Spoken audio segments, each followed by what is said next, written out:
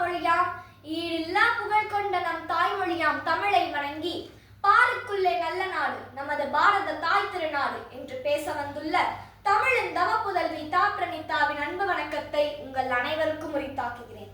வேற்றுமையில் ஒற்றுமை என்பது நமது தாய் திருநாட்டின் தாரக மந்திரம் என்பதனை நாம் அனைவரும் அறிவோம்.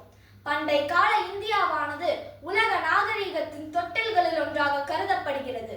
பாரம்பரியம், கலாச்சார பன்முகத்தன்மை, உலகின் தலை சிறந்த வரலாற்று சின்னங்கள், இயற்கை எழில் கொஞ்சும் சுற்றுலா தலங்கள் என எண்ணற்ற சிறப்புகளை கொண்டது நமது பாரத தாய் திருநாடு.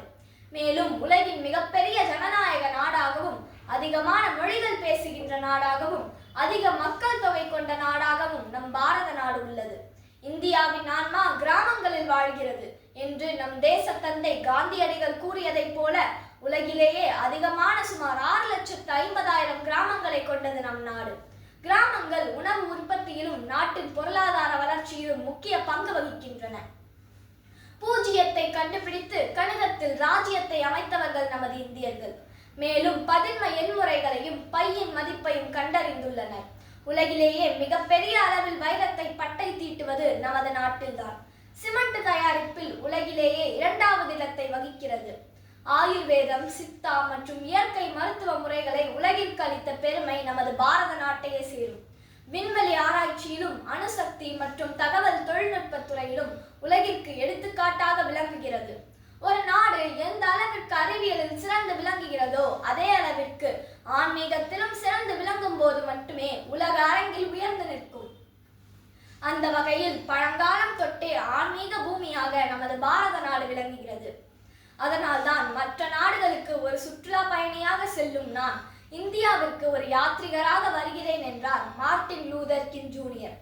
உடலுக்கும் மனதிற்கும் வலிமை சேர்க்கக்கூடிய கபடி, சதுரங்கம், குட்டே, சாக்லி, சிலம்பம், மல்யுத்தம் போன்ற பாரம்பரிய விளையாட்டுகளை உலகிற்கு அறிமுகப்படுத்தியது நமது பாரத நாடு. உலகம் என்பது உடல், இந்தியா அதன் உயிர் என்கிறார் காலித். இத்தகைய சிறப்புமிக்க நமது பாரதத்தின் வளர்ச்சிக்கு இன்றைய சூழ்நிலையில் தடைகளாக இருக்கக்கூடிய ஊழல், வறுமை, வேலைவாய்ப்பின்மை, சுற்றுச்சூழல் மாசுபாடு, ஊட்டச்சத்து குறைபாடு, பெண்களின் முன்னேற்றத்திற்கான தடைகள் போன்றவற்றை களைந்து உலக அரங்கில் நமது பாரத நாட்டை மேலும் உயர்ந்து நிற்கச் செய்ய நாமும் உறுதி கொள்வோம். ஞானத்திலே பரமோணத்திலே, உயர் மானத்திலே அன்னதானத்திலே, தீரத்திலே படை வீரத்திலே, நெஞ்சில் ஈரத்திலே உபகாரத்திலே, நன்மையிலே உடல் வன்மையிலே, செல்வ பன்மையிலே மரத்தன்மையிலே சிறந்த பாருக்குள்ளே நல்ல நாடு நம் பாரத நாடு என்று போற்றும் நமது பாரதியாரும் பாடியுள்ளதைப் போல இந்தியர் என்பதில் பெருமை கொள்வோம். இணைந்தே இன்னும் பல சாதனைகள் புரிவோம். பாரத தாயின் பாதம் பணிந்து இந்த நல்வாய்ப்பிற்கு நன்றி கூறி விடைபெறுகிறேன். வாழ்க பாரத